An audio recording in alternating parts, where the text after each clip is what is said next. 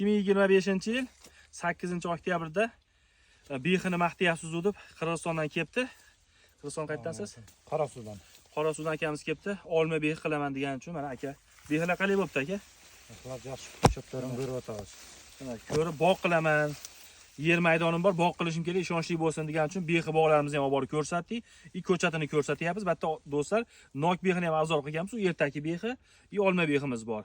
Bargida, tanasida ajrab turadi mana. Olma behi bilan mana bargini ham ko'ryapsizmi? Mana nok behi, yozgi behi mana ajraydi. Do'stlar, behidan bog' qilaman deydiganlar bemalol aloqa chiqishlari mumkin. Mana behi qo'lida biz. Do'stlar, behi qalay bo'pti mana. Shoqqa tarbiyalaganmiz. Buni do'stlar bo'yi 2 metrga chiqib ketgan. Buni 60 sm, 50 sm ga qo'yib, mana shu yerdan fevralda kesib olasiz. Olib borganda shunday keladi. Mana. Do'stlar, behidan bog' qilaman deydiganlar aloqa chiqarasizlar. Aka kelganingizdan xursandmiz. Qirg'izistonga Xudo xohlasa shu akaga qilib beramiz. Mehnat aka do'stlar bitta like bosib qo'yamiz.